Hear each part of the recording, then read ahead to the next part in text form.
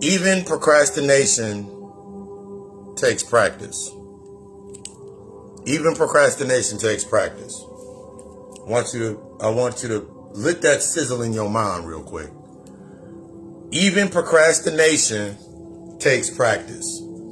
Even procrastination takes practice. Even procrastination takes practice.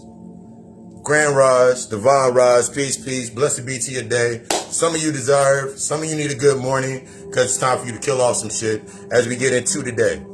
This week on the God Hour Podcast, we got into the parasocial behavior, or the characters of our traumas, where we touched into the lost aspects of innocence and we got into some examples of neglect. In this week's episode, we built on the aspects of guilt, neglect, and building that space. We got into the parent trap, or avoiding the parent aspects to help us get into our shadows.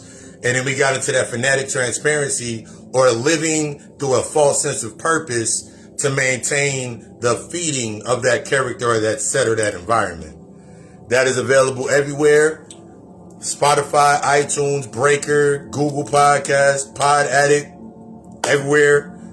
Check out on my page. I got all the links on my page. Tune into the God Hour Podcast. Tune in and tap out every Tuesday, 6 a.m. I drop a new episode. Go ahead and tune in and tune out. But before we get into that point, I wanted to say it again. Even procrastination,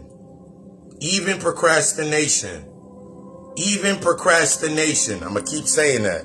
Even procrastination takes practice. Even procrastination takes practice. As we're coming into our growth, as we're coming into our growth, healing, doing our work, coming into ourselves, I remember a lot of times for myself just looking back and remembering that I would practice procrastination until I realized that it took a lot of discipline to practice my actual work. It took a lot of, you practice procrastination until I learned patience took a lot of discipline. I had to shed a lot of shit. A lot of times, think about it like this. You ever notice that sometimes that when you make a reaction based on excitement, you make plans that you really didn't want to do, or you'll make a plan that you really don't you plan something you really don't want to go to or want to attend, or if somebody says, hey, we're doing this on the weekend, or we're doing this on this day, you feel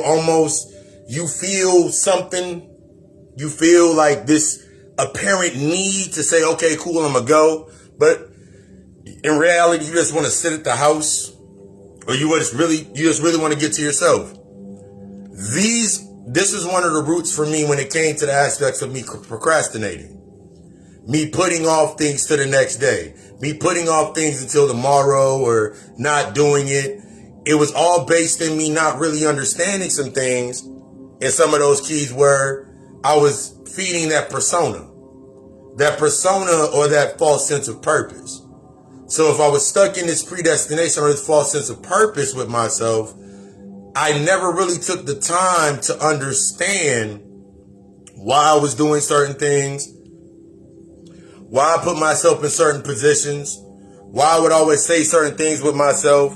And it's always based on that result. It was always based on that result with myself. I noticed that I procrastinated a lot, or I put a lot of things off, but I never understood the roots to why I put it off. Because that same root that had me putting it off was the same root or the same emotion that put me in a position to do it. That's that false sense of that purpose. As long as I was practicing within it, as long as I had something to avoid. So a lot of the things that I did earlier on in my healing, a lot of the things that I did earlier on in my life, it was basically on to provide this false sense of purpose only based on avoiding something else. That's where a lot of our procrastination comes from. It's based on you avoiding something else. But that root of that is you're avoiding that path because you're looking at the result. Remember, the path is when we apply to the path and we shed the need to see the result in a certain catalyst that we're trying to live in through that persona, you'll get a lot further. I learned this based in procrastination. A lot of the times it's because I was disengaged. I was used to moving on autopilot. I was used to my job giving me my schedule. I was used to my job giving me my schedule. I was used to everybody around me giving me a sense of purpose based on trying to be selfless or control the space based on that energy. So like when something was not pulling me every which way, I was naturally tired. Now I'm sitting there at the house. I don't feel like doing shit. I don't feel like doing anything. I've talked about this before when it comes to that 12 by 12. I've talked about this before in previous podcasts and lectures where we talk about that 12 by 12 mentality. This much work times this many hours equals this result. This is another thing that comes into that same formula can be used when we think about procrastination. You're thinking about X amount of hours at this much work equals this result. So when you think about, okay, cool, I now need to have time to do this. But understand your time is emotion. So that's basically what you're telling yourself. Time is emotion. So I need this much emotional intellect or knowing in order for me to perform within this aspects of my work in order to get that result. That can knock anybody off of their square based on that avoidance, whatever you're trying to avoid. Now think about it like this. Use an example. I'm now at 181. I love doing my workouts, love going to the gym because it's a part of my gym alchemy. I love seeing my day. I love seeing the workouts. It's part of that aspect for my meditation where I'm seeing the workout, seeing the plan for my day, and I'm executing it, doing that, removing those layers, not doing things based on avoidance, really assessing myself as I'm staying engaged. A lot of times we stay on this autopilot because it takes us away from the feeling. We put things on that autopilot. We put things in that space where we stay disengaged from the emotion, disengaged from the thought. You stay disengaged from a lot of things in your life. So the moment that you do start doing something, remember there's that buildup. I remember when I finally would start doing something, it'd be that buildup. But where did it come from? Now I'm sitting there like, okay, always going into spaces that feed the persona. That feed the persona that I'm avoiding. Trying to still get something. We talked about that in the podcast real deep. Got really deep into the podcast where I created an entire environment based on my traumatic experiences, based on the things I had not yet dealt with. I created the entire set. I created that entire set for my existence based on that trauma. Everything from parenting my avoidance wounds, parenting my neglect wounds. So everything in my space was always based on neglect. So naturally, when I had to understand the discipline of my thoughts, this is when you start disciplining and honoring your thoughts. This is one thing that I've started doing over the last 3 months. No matter what I do, no matter what I'm doing, no matter how big or how small, if I have the thought, let's say something as simple as I'm going to go for a walk. I go for the walk. I'm going to go to the store and go get this, and this. I'm going to go to the store and go get it. I don't care how big or how small, how important, how minuscule that it is. I just if I have the thought that I'm going to go do something, I set myself up to go do it. This helps you start to re-engage into the space.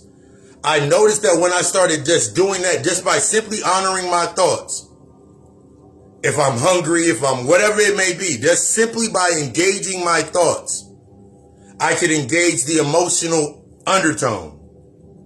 I now could engage the emotional undertone.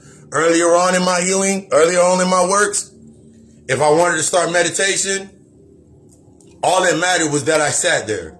It didn't matter if I sat there for 10 minutes, 15 minutes, sat there for an hour, didn't know what I was doing. I felt all of that shit. I sat myself in that space and allowed myself to feel it. The doubt, insecurity, the niggas gonna think I'm crazy, all of those thoughts started coming into my mind.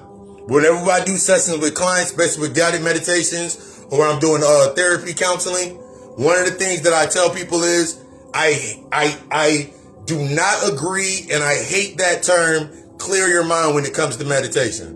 One of the main things that I teach in guided meditations is allowing the noise to come in. Allowing everything that triggers the anxiety, allow everything that's triggering the avoidance, allow everything in. Let everything in that's based on you in. Gotta learn, you're learning how to filter. You're learning how to filter the external byproducts that leave you from doing what you need to do for yourself. You're relieving yourself of the basics, in this sense, of the necessities that you created within your space that are feeding that shadow. Remember, you got to get into the shadow. But I got to assess the necessities that I've created. It was always easy for me to say, I got a full week. I got to make sure my mom good, make sure my pops is good, make sure they're good, make sure whoever's good. But now I'm realizing that throughout my day, throughout my week, I'm losing track of time. I don't know if it's Monday or Tuesday. I'm scatterbrained all the fucking time. My memory's going to shit. Because I realized that a lot of the things that I was doing was based off of emotional intelligence. We talked about that on Friday. A lot of the things I was doing, a lot of things that we do is based on the reaction of emotional intelligence. So that definition of love that you created, the definition of love that you've accepted, now you got everything feeding in through the avoidance, the neglect, that same wound in the aspects of you giving somebody your attention, or you denying somebody your attention because you thinking it's in the physical sense when it comes to the aspects of the intimacy. We talked about that in the podcast. Now you built your whole space to where it's give or take, give or take, give or take. If you ain't gonna give it to me and I'm not gonna give it to you, then I'm gonna cut everything out. You gotta remember when that cycle ends, remember I always talk about that high emotional aspect. When the emotions peak out, that means the end of the relationship, the end of the friendship, the end of the job, that emotional cycle comes to that peak and everything starts to fall apart. It all falls back into the like compartments of what it was used to create that space. It all falls back into the womb. That's when you think about the salt in your womb, that's what falls back into the wounds. Every ounce of energy that you've ever used to create said space is now falling back into its proper compartments. That's why when you come to the end or beginning, I always talk about the beginning of a relationship is based on experience, and almost the end of every relationship is based on observation. You just start seeing shit so you can react to it. That's always that key. Like the beginning of the relationship, it's an experience based on your emotional intellect. You're like, yeah, I finally got to where I needed to be at. I got what I was looking for or hoping. You got what you were looking for or what you were hoping for to maintain your space and maintain those old characters, that old mindset. So now when you come into a space where it's time to start applying to the experiences, now you start to put things off. Now you're starting to procrastinate because you ran on autopilot.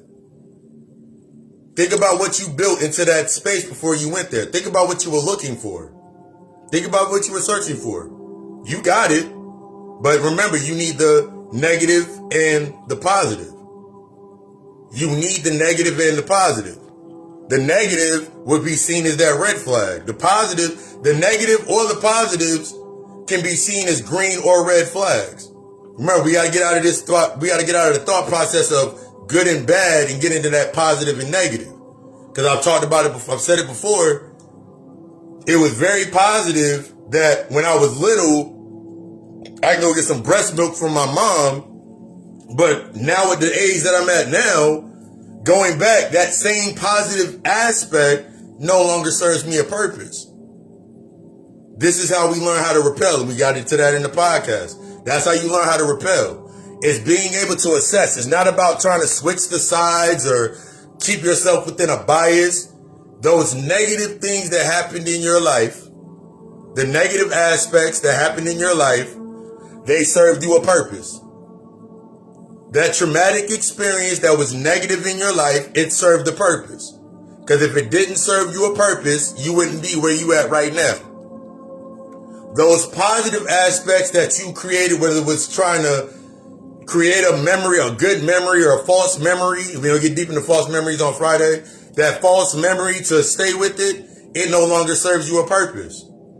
But as long as I'm attached to the positive that no longer serves me a purpose, remember on the other end, I'm attached to the negative that served me a purpose. I have to switch that negative to how it served me a purpose to assess it so it no longer serves. So I no longer serve that said identity that was created from that. Same thing with that positive side. That's how you repel forward. That's how you shift forward. That's how you become more efficient by shutting. This is how you start shutting shit down. Because until you do that, until you go through that period in time with yourself, and I learned that with myself, I would only repeat it in other relationships. Even when I started doing my work, and I've told people, I've talked about this before, even when I was doing even when I was doing my shadow work, going deep into my work, deep into my healing process. Whenever you go deep into that healing process or you go into that inner child, you're dealing with the inner child, you become super fucking vulnerable.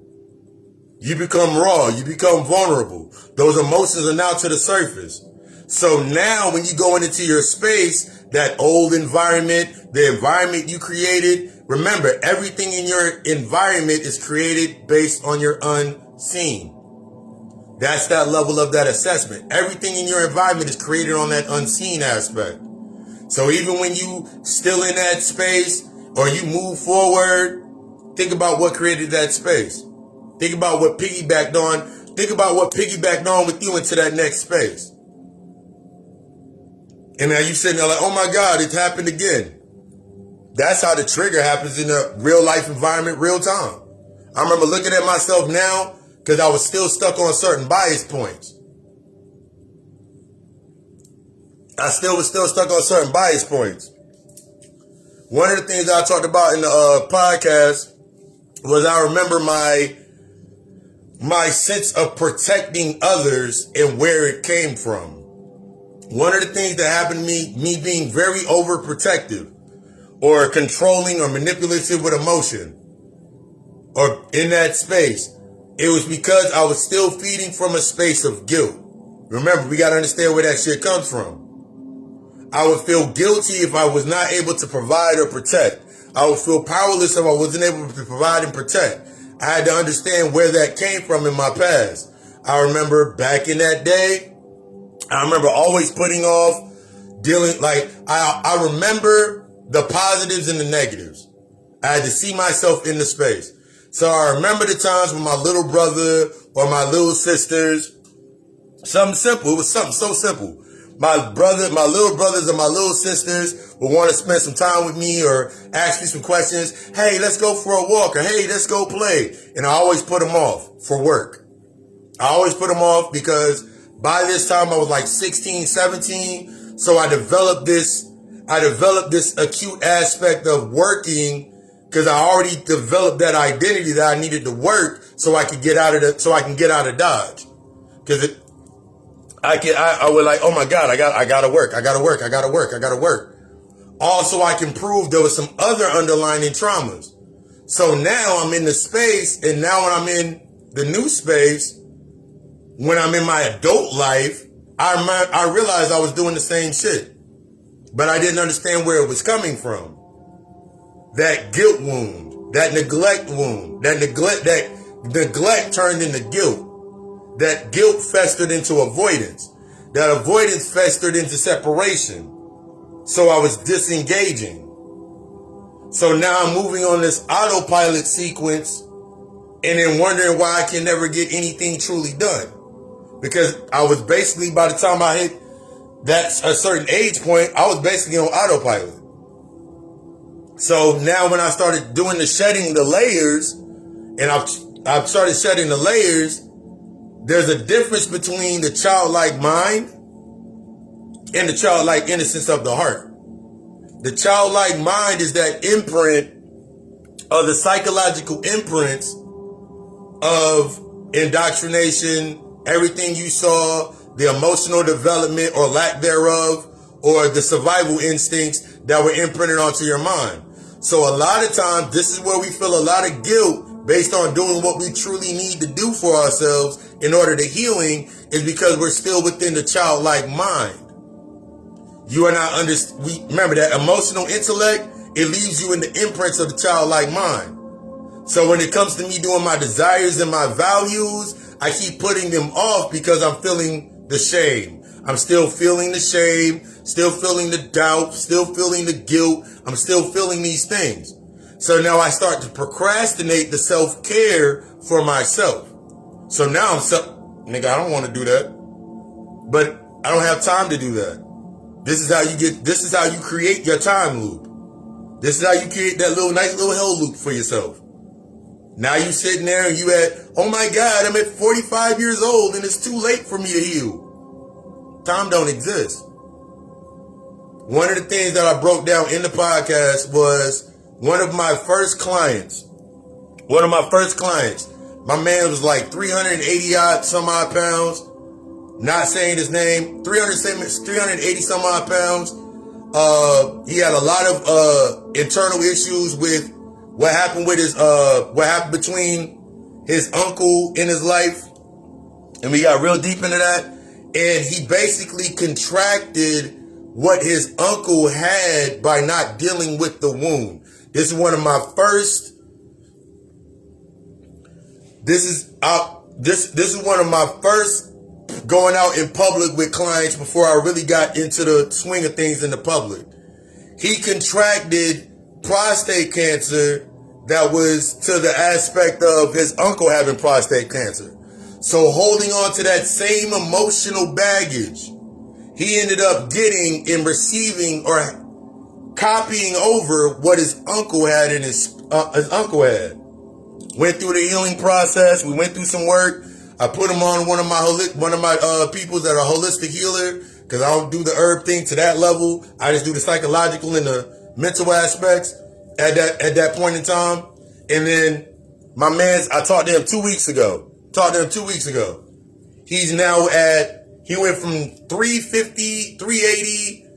I remember one time during the consultations, during the sessions, he was really knocking off weight, and we were like understanding and assessing the emotions that were built into the space.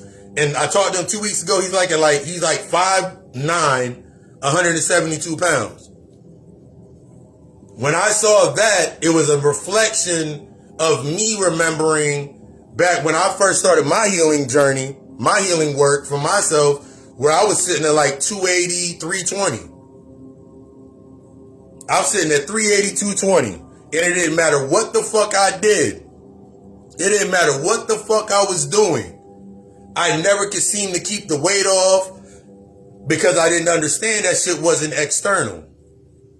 My definition was based on an external narrative. Of course, I'm going to work out and I'm going to lose some weight. But if I'm not assessing those emotional traits, those emotional points where the buildup goes into, all I'm doing is feeding the trauma. I find myself overdoing my workouts. You'll find yourself overdoing things just to still to the same narrative. I still was trying to prove shit. I'm sitting in my acceptance wound. I'm sitting in my rejection wound. So when I overdo it, now I'm tired. Now I can procrastinate. Now I can put some shit off. You don't understand, man. I'm sitting here trying to do my workouts, man, because this is the best thing in my life. You don't understand, man, like being plant. And that's what you see now. And we don't get deep into that on Friday and throughout the week. That's what you're seeing now in the aspects of you still binded to something. Remember, this work is going to take you being vulnerable with yourself. the way that you know that you're moving forward is going past that point of that reaction to keep you within comfort. Here's a nice little example. If you can keep saying they, them, him, she, but you're still reacting. The only way to come into assessment with oneself, to allow ourselves to move forward and break that pattern, is I got to see myself in everything. I have to see myself in everything, past the shame, past the guilt, past the doubt, past the insecurity, past whatever fragment that's necessary for that projection to stay in play. I got to see myself in it. That means in every chick that I ever had an argument with, I had to see myself in their position. Not based on a sense of trying to fix it, because you got to remove that trying to fix it or trying to make, because you're going to have a condition. Seeing yourself in that position. That was one of the ones that I dealt with Friday and we dealt with in the podcast. You got to see yourself in that position. You got to see yourself in the reflection of those corresponding behaviors. Because that's only you. The reason that it's triggering you because it's only you. You can't keep avoiding this shit. But I thought, if you still, here's keys. If you still holding on to a bias, that cognitive bias with yourself, with something based on somebody, you still got some work to do. You gonna get to a point. I've gotten to a point with myself where it's like I legit, and I'm still working on it. I'm still being shown those aspects. When I'm looking at things where I used to get triggered, then I'm looking at it like, oh, I don't get triggered anymore. Now I can start actually assessing it. Because the first trigger is reflection. The second trigger is assessment. And the longer that you keep putting it off and not even knowing where you at, that's how you keep putting it off. That's that procrastination complex. That's that autopilot. Before you know it, you disengage from having the shit going on in your life. Thinking that, okay, cool, it'll fix itself. It only fixes itself based on what you are. Similar to, like, we say that all the time. You're not getting things based on what you want to be. You're getting things based on who you are. You're always going to receive things and attract things based on what you are. Not what you are in the physical sense. Not what you are in the material world. Not what you are based on that persona or that identity. You're going to get based on what you truly are. You keep getting childish ass results in your life and childish ass shit, nigga. You still in a childlike mindset.